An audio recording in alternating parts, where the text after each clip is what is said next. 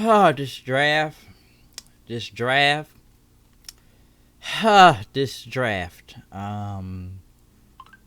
Where do I begin with this show? I feel like I was in a marathon. Um, I swear Raw just feels like a marathon every time I watch it, which doesn't make sense to me anymore. But where do I begin? Where do I begin? First order of business. Let's take care of a few things before we get into this review. Number one, fuck Columbus Day. I don't care. You got a problem? I don't give a shit. Fuck Columbus Day. Look it up, nigga. Yeah, fuck Columbus Day. Watching JPW, King of Pro Wrestling. Hopefully I get a review to that soon enough. But other than that, first order of business out of the way. The draft. The draft. This very almost predictable draft. This show in general. What do I have to say to this, especially since they have to hype up Saudi Arabia and everything?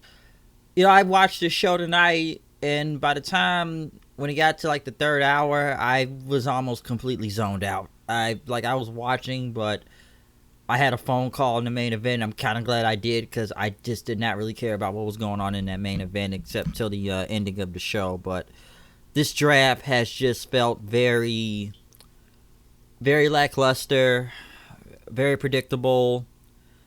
Some of these people I saw in the draft tonight didn't look like they really... It almost felt like everybody was still on the same show in a way. Maybe a couple slight changes, but I just sat there like, well, they were already on that show. They never left. They were already on that show. They never left. And they still got to do additional draft picks, the people that were not picked tonight. So, they got to do a lot of things. And, of course, they announced all these other random matches out of nowhere tonight. But where do we begin, huh? Where do we begin with this show in Denver? Which, this crowd was actually pretty good tonight, too. Some things I was surprised that they kind of got over. And I'll get to that in some ways also. But where do I begin? Because they talked about the Firefly Funhouse between Seth and Bray at the Hell in a Cell, which now doesn't make a lot of sense. Why are we continuing this now, since Seth is going to be on Raw and Wyatt is going to be on SmackDown? So, why? I don't know. But we did kick off this show with Becky Lynch coming out. Of course, you have Vic Joseph, Jerry Lawler, and Dio Madden on commentary. Becky came out to talk about she was the first overall pick of the draft, which doesn't make any sense, and I should have mentioned that on Friday, because, listen, Becky is a star, but is she bigger than half the people in that damn draft pool? And I'm agreeing with a lot of people now, like Seth or Brock or Kofi or any others. Is she bigger than them or Roman? I get she's uncovered a video game, which I have a lot to say about that video game that does not look good, but where do I begin with a lot of this stuff, huh? I don't know. But Becky was out here to talk about she was the first overall draft pick. But yes, with Becky being the overall first draft pick, she pretty much started talking about Sasha Banks, that, you know, she was going to face her tonight, but I guess that match was canceled. I don't know what's going on with Sasha right now. So what I've heard was an injury. I'm not really sure about all the way, so I'm not really going to say that much on it because I don't really know. But as he talked about how Sasha's not here tonight and that, you know, I guess she had her pack running. She has to face someone she can't get rid of. And who does she face? Charlotte, who is representing SmackDown for the time being, which pretty much didn't really care about losing that title last Friday on SmackDown, pretty much to Bayley, with no mention of it. Didn't even mention the match at all. So I said that in the review on Friday with her losing the title. Charlotte just kind of got back up, didn't really sell anything. It was like, I lost the title, I'll get another one soon enough. 11-time champion, it's going to happen. But pretty much said, you know, it's a nightmare that'll never end. And honestly, I feel like I've seen this match for 1,000 times now. Some people are now saying this is the new Orton versus Cena. And pretty much says that our feud will never be over. And, you know, I don't even want to fight you. Let's be friends again.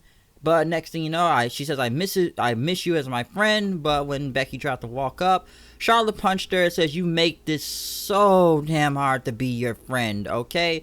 They brawled for a second. So once again, we see another Charlotte and Becky match, which in a way, it is a never-ending feud. And they know it themselves too. But we know these two aren't really going to get separated.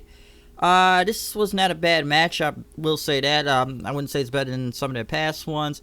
Becky ended up winning by a a roll up and everything. So a roll up.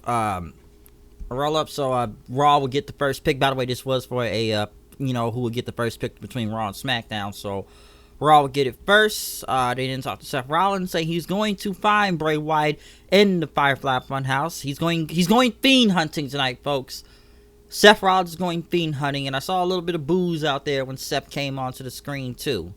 Once again, we have all these Fox analysts and Saturday Night Live hosts. I'm not going to get through every single one of them tonight, but when they got Jim Cramer from Mad Money and Colin Jost and Michael Shea trying to do analytics to the draft and comparing it to the NHL, which I thought that was very funny, by the way. It made no sense, but they are trying to do their best to get this over. A lot of Seth talk too, like that's why you gotta pick Seth on this team. You gotta look at the schematics and analytics, which they're trying to do their best to make this analytical, but it's not working well from a lot of these Fox analysts or USA Network things. And by the way, they did the War Room again, which looked like the same people that were there from last Friday, and they had another tapes for it, so it didn't look new. They still had the Fox robot standing in the room right there, and these fake reactions. But I'm gonna get into those soon enough too, of how they reacted to these draft picks tonight, which made no sense. But yeah, the War Room, it looks so freaking bad. That War Room is so silly to me. It just looks silly. It looks very silly. All right, I said that Friday. And now it's like, are we going to write this down? We're going to write that down. We're happy Natalya with these fake reactions. I don't know. But we then went back to Stephanie McMahon, who would do the first round picks, which I am not surprised by any of these things. Who goes first? Seth Rollins to Raw. Obviously, Universal Champion. Brock Lesnar to SmackDown. Come on. He's the WWE Champion. Fox got too much money in this. Charlotte goes to Raw, which she was representing SmackDown earlier, but she ends up on Raw, which I figured that would happen since she lost the title on Friday. So the never-ending feud of Becky and Charlotte shall continue. The New Day is moving to SmackDown. They never really left. Almas and Vega moving to Raw. You know what's so funny about that? I'm getting a little bit later with someone else, but the minute I saw Charlotte going to Raw, I said, watch them put Almas. They're not going to separate them. He's hitting that. So you think they're gonna separate them? They gonna keep them happy. Because Almas came out. Then by the way, they had the draft panel again of Renee Young, Booker T, Samoa Joe, and Beth Phoenix. By the way, Samoa Joe had a cast in his arm, so he is still injured. But Almas and Vega came out. Vega pretty much talked about how these first round picks and everything, from Brock or Seth or the he said something about like it was shot at Charlotte. The 4 horse face women or something, which he kind of looked for a second like, you do know I'm with her, right? And then she was like, sorry, but pretty much that Raw is going to have to rejoice now because we now have Andrade on here. He went against Mustafa Ali, which is actually a pretty good quick match, I'll say that. It's just to get Almas over, and of course Vega got involved. Almas won with the hammerlock DDT. I would like to see a longer match from these two, but obviously that's not going to happen after what I've seen tonight. We then went to more of the draft. The Kabuki Warriors, Asuka and Kairi to Raw. They can defend the titles on both shows, Raw and SmackDown, but if they lose the titles, they remain on Raw. Daniel Bryan to SmackDown. He never left. Rusev to Raw. He's got a feud with Lashley because the guy's a cuck and has to fight for his wife.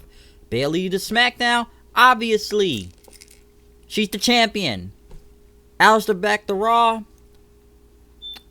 I'm okay with that. Like someone said, his wife is on Raw. He's on Raw. Let's see where this goes. I don't know if it'll work out all the way, but let's just see where it goes, and we'll wait for what happens next. Then the tag team titles are on the line. Hold on a second.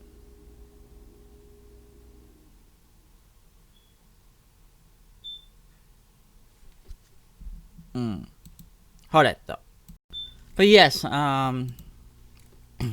tag team titles on the line. Root and Ziggler versus the Viking Raiders. This was not a bad match, and the crowd actually was into this pretty much. They're actually into this match.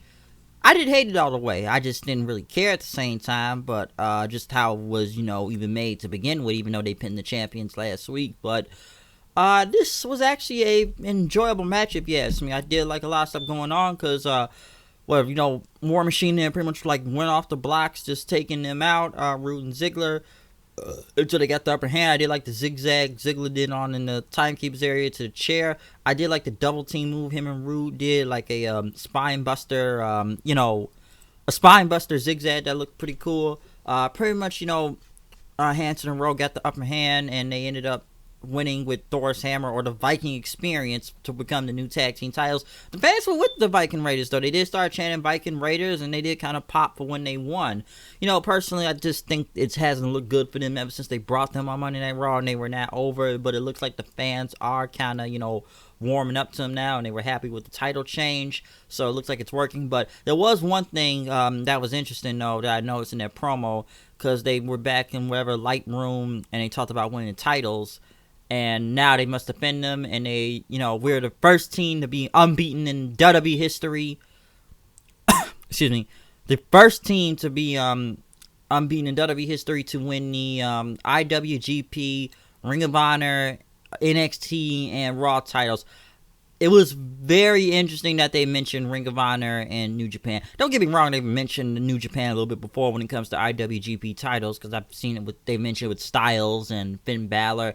But it was interesting that WWE is, WWE just had to mention Ring of Honor in general. They never really mentioned Ring of Honor, so that was interesting. But I asked this question about the Viking Raiders: what teams do they really have to defend to go against? Even though I know they drafted some teams, but the tag team division is just so bad, it makes no sense half the time. I just wonder, okay, so they're unbeaten, so who's gonna beat them? I think Authors of Pain on Raw, so I guess the big feud is probably gonna be Authors of Pain and the Viking Raiders, so expect that to happen soon enough. More draft picks. Cedric Alexander to Raw. He was already on Raw. Nakamura to SmackDown with Sami Zayn. He was already on SmackDown. He's the Intercontinental Champion. You're not going to put both the U.S. Intercontinental on the same show. Humberto Carlo to Raw. Listen, I don't watch a lot of 205. You already know that. But I have seen some of Humberto Carlo on 205 from the clips I've saw. And he is good. But good luck to you on Raw, buddy. That's all I'm going to say. Mustafa Ali to SmackDown. He never left SmackDown. Eric Rowan to Raw, but no Luke Harper. Not even mentioned tonight, too. Will they be separated? I don't know. Personally, they do need to be together, because that's the only time it looks like it really works. I think Luke Harper can work on his own, but Rowan by himself, I've said it before, the guy is just not a big star by himself. There's a reason why they put him with Luke Harper all the time. Like currently, right now, what he was doing with Bryan and Rowan to an extent, but Harper was still the reason why they had to put him back together. So I don't know if they are going to be on the same show, but we only know Eric Rowan is just on Monday Night Raw right now, not Harper. Aleister Black had a match. When he gets Eric Young, not much to say from here. He won with his submission. The Dark Ritual, they're calling it now, so he has a submission hold. Hopefully something good happens for Aleister Black instead of him just sitting in a dark boiler room somewhere, someone saying, hey, knock on the door, who wants to pick a fight with me? Hopefully that is stopped and something is going to go well for him. Hopefully. Because him saying, you want to pick a fight with me? We saw that too much on SmackDown for too many weeks of him in the boiler room in the same suit or closet. Or you already seen my little parody last week of doing Trapped in the Closet with Aleister Black. I thought that was very funny. Screw you if you hate that song or whatever you want to say. Just screw you, because I'm not going to answer those comments. But yeah, I thought it was still funny to make a song out of that. And hopefully he's not sitting there. He's got something going good this time. They talked about more people for the draft.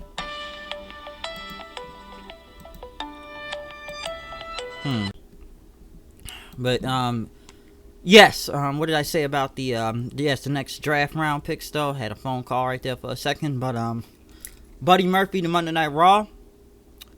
That's interesting if it can work. We have not seen Buddy Murphy in a very long time, which I'll get to him soon enough. He still exists, but he did get drafted. Dolph Ziggler and Roode to SmackDown. I don't really care. Jinder Mahal to Raw. I didn't even know Jinder was still there, but I know the guy is hurt. But a lot of people saying Jinder got drafted before other people on this show, and it was on TV also. So where is that gonna go? I don't know. The guy is still hurt.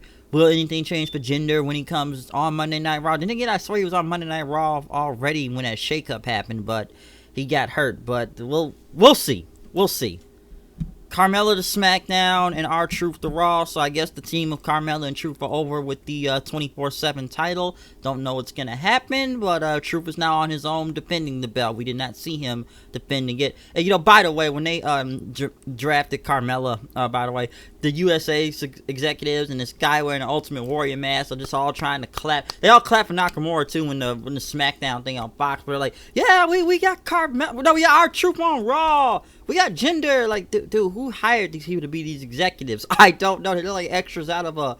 You could have paid someone $5 out of an extra casting studio or that.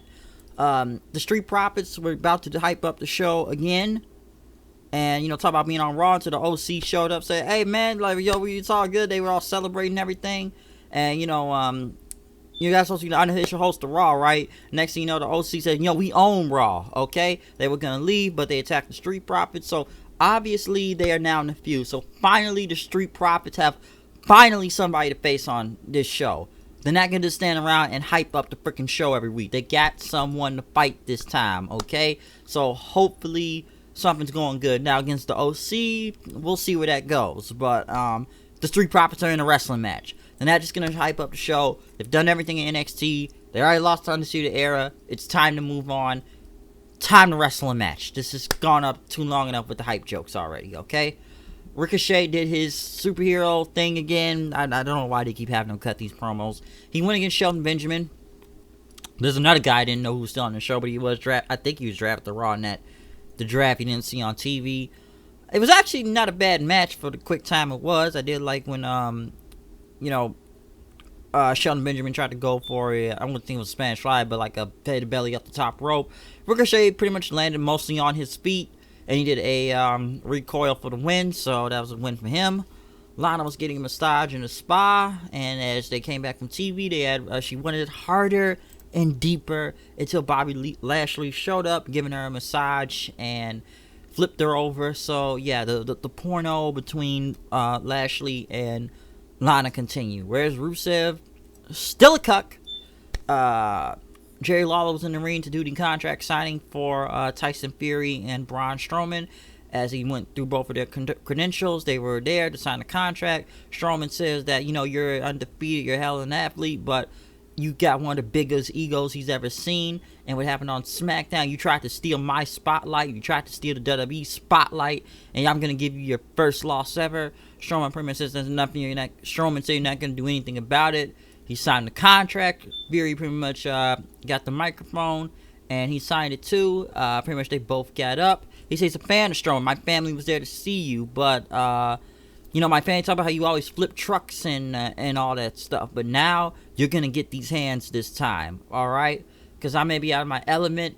Even though fans start getting a chance, by the way, too. But he says, I'm going to knock you out at Crown Jewel. He pretty much broke a pin, which I don't know if he was acting, he couldn't break it, but he broke it after Strowman broke the table with his hand. So, am I really still looking forward to this match? Not really. I don't really care, but they're trying to make this boxing thing look good, and the fans look like they were buying into whatever Strowman and Fury were doing out there.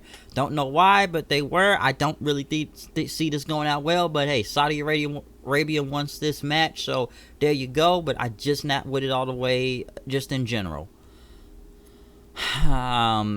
Honestly, is it even getting over, to be honest? Is this Fury and Strowman thing getting over to anyone out here, or is anyone looking forward to this match? Samoa Joe going to Raw.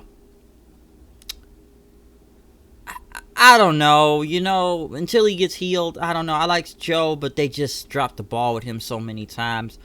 This is one of those we'll find out and see, but I don't know, man. I don't know Samoa Joe sometimes with this company. The Miz, he was already on SmackDown, but they all give him a standing ovation in the War Room like he was the biggest pick they ever had. Akira Tozawa to Raw. I know it's the Cruiserweight division, but we'll just find out and see. But I don't really have that much high hopes for it. Corbin, the king of waiters. Send him to SmackDown. He's done enough on Raw. We're sick of seeing him on there. Shelton Benjamin to Raw. Honestly, I wish the guy go back to Suzuki-gun at this point in New Japan. But I would say something would happen different for Shelton, but I don't know.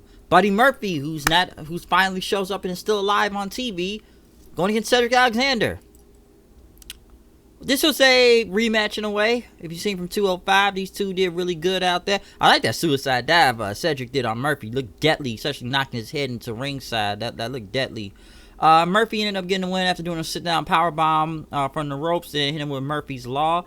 It was actually good to see Murphy do something for once. We haven't seen him since the whole Roman Reigns, Daniel Bryan thing, and then he mysteriously disappeared off of TV. But now at least he was in a match for a showcase. So hopefully we can see something good from both Cedric and Murphy. Honestly, Ross got some good stuff on here. They could actually build if they could do right with these guys like Cedric or Murphy or Almas or Aleister Black or many others they drafted on here. But I don't really know because Raw is almost like a death sentence at the time, so we'll see. They also announced Seth Rollins, who will be doing 2 matches now at Crown Jewel. First of all, he's in that Hogan versus Flair thing, which they had a Ricochet to his team, and I guess Flair's team has Nakamura and Bobby Lashley, but he has to do 2 matches at Crown Jewel now. He has to do the Team Hogan versus Team Flair match, and now he must face Bray Wyatt again in a Falls Count Anywhere match. Why is this even for the title? Bray Wyatt is on SmackDown. That obviously tell you he is not going to win the championship at Saudi Arabia, okay? He's not going to win it. They're on different shows, so why is this even a thing, to be honest? I have no idea why this match is happening, but hey, Saudi Arabia must want this, so let's see where it goes, alright? And I don't know. Is it going to be another screwy finish? Because Seth's not losing that belt. He's not. It's just not happening. The Street Profits, pretty much, they were calling out the OC, saying it's going to be, I guess, a 6-man next week. We got a mystery partner, but we want the smoke. That's what that matters. The last picks for the draft for tonight, Rey Mysterio going to Monday Night Raw. I'm surprised he's not on SmackDown, especially with Velasquez. They're fighting Brock, and he's representing him right now. But Mysterio's already on SmackDown. They weren't doing nothing with him on there, but then I don't see it going for the same thing. Shorty Gable, which we're not even calling him Chad Gable anymore. Looks like he's on SmackDown. We'll see what happens. Titus O'Neil to Raw. I don't even know what he's doing. Elias to SmackDown was already there. Don't know. Liv Morgan, last time we saw her on TV was when she says, I'm going to reinvent myself. But now they put her on Raw. We'll see where this goes. But Liv Morgan hasn't been seen in God knows how long. So, I don't know, man. These draft picks are just very uneventful. Here's something that doesn't make sense. Asuka and Kairi. Asuka's new face paint looks cool with the green on it. They go against Natalya. Who is her tag partner? Lacey Evans, who is on SmackDown. These women have had a feud that no one cares about in the past 3-4 weeks now, which we saw a last woman standing match last week. Would you think this is over? Why are they tagging together? Wasn't Lacey Evans a heel last week? Didn't Natalya powerbomb her off the stage last week? Wasn't Lacey Evans tagged to SmackDown a few days ago? Why is this a match? Why is she on this show? Why should anybody care? Why should fans chant for Lacey Evans when she's a heel after last week? Why does anyone even care about any of these two? No one cared about this match. I had a phone call during this match, and that was more interested in me talking about the PS5 than whatever was going on right here, okay? And this had, like, 2 commercial breaks throughout this match, so why did anyone care? Where was this going to get over? I don't get it. Why are they a team now? They can't be a team because they're on 2 different shows, okay? I don't know. It makes no sense. Asuka ended up getting the roll-up after Kairi Sane got knocked out with the women's right. She rolled up Lacey Evans. Like I said, the green face paint on the eyes and mouth dripping down does look cool, especially with the green mist and everything. But why was this even a match? I just don't even get why Natalya and Lacey Evans attacking it. Who cares if they're a team? Who cares? Like, come on, man. Who gives a shit? Who cares? I don't get it. Bray Wyatt is Firefly Funhouse since it was the last 3 minutes of the show. Somebody, if you saw Seth Rollins, he says a lot of things about him, but he thinks he's strong and brave and smart.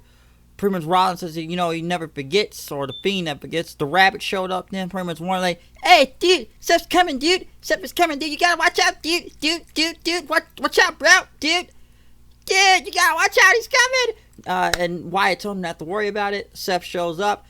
Fans start to boo at Seth Rollins. He starts beating up Wyatt then. He throws the pictures down and stuff, or his wall of friendship. Wyatt said, like, why are you doing this, man? Please don't do this. Don't do this. And then Seth said what he was going to do, burn it down. Fans start to boo him more. He took a lighter out. He burnt down the Firefly Funhouse, which my friend just told me that Wyatt can never keep a home because they always get burnt down. Just like the shed with Sister Abigail, Randy Orton burnt that thing on SmackDown a few years ago to the crisp. And now the Firefly Funhouse has been burned to death, which they showed fire and the Fiend image showing up. Like someone told me now, why is this match happening in Saudi Arabia? Does Bray Wyatt, which we know it's a split personality, are we gonna now make Bray Wyatt and the Fiend two different things, where one will show up here and the other one will show up there, like Kane and Corporate Kane, or whatever type of other split personality person in wrestling is right now?